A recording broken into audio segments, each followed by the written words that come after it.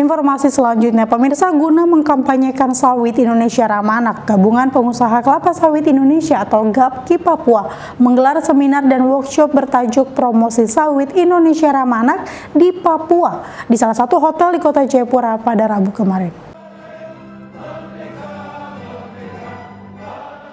Industri kelapa sawit terus mengukuhkan diri sebagai komoditas unggulan yang tersebar di seluruh penjuru negeri, termasuk di Papua. Dengan potensi dan peluang yang sangat besar, industri sawit di Papua tidak hanya menjanjikan keuntungan ekonomi, melainkan membawa dampak positif bagi masa depan anak-anak generasi penerus bangsa. Menuju Papua Emas 2045 bersama sawit, promosi sawit Indonesia Ramah Anak digelar oleh GAPKI Papua, bekerja sama dengan Partnership for Action Against Child Labor in Agriculture yang didukung oleh Badan Pengelola Dana Perkebunan Kelapa Sawit.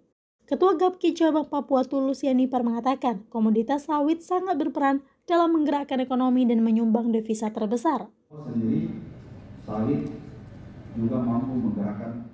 Akhir-akhir ini kita disuguhkan oleh kampanye negatif di media sosial, mungkin Bapak Ibu sudah lihat tentang Ice on Papua. Menjadi tanggung jawab kita bersama untuk juga bisa mengkampanyekan bahwa banyak praktek-praktek baik yang dilakukan di perkebunan sawit. Kita juga harus berani menyuarakan bahwa sawit inilah masa depan Indonesia.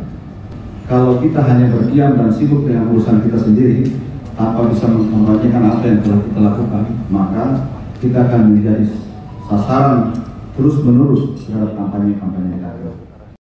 Guna memastikan anak yang berada dalam perkebunan kelapa sawit mendapatkan perlindungan dan hak-haknya, maka perlu regulasi ataupun standar tertentu sehingga pelaksanaan atau pekerjaan di kebun tidak melanggar hak mereka.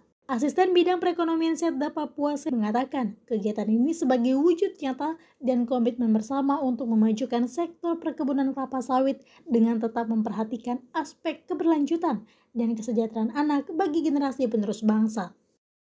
Papua sekarang mengarah kepada emas hijau dan emas biru. Emas hijau itu adalah sawit, tetapi sawit ini juga penting bahwa di lingkungan sawit itu pasti ada anak-anak kita, sehari-hari kita, maka itu penting untuk sawit dalam konsepnya ramah anak. Sehingga anak-anak ini menjadi masa depan untuk kita semua dan terutama khusus adalah Papua.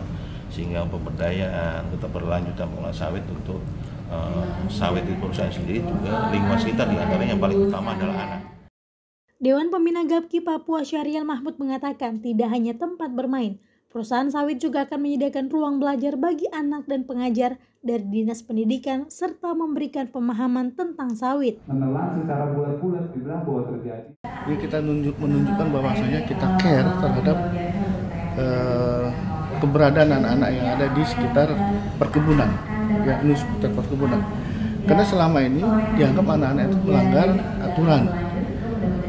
Bagaimana aturan segala macam, disuruh snaker segala macam, tapi kita tunjukkan apa yang sebenarnya yang terjadi di perkebunan sawit anak-anak itu, apakah dikerjakan atau dikelola dengan baik. Ternyata kita edukasi dengan baik, ada TPA itu taman anak-anak, permainan anak-anak, ada TK-nya ada, SD-nya ada. Jadi dalam lingkup perkebunan sawit itu sudah kita lengkapi semua. Perusahaan sawit di bawah naungan GAPKI telah melakukan upaya menciptakan lingkungan perkebunan sawit yang ramah anak. Dari Kota Jayapura, Darul Mutakin, iNews melaporkan.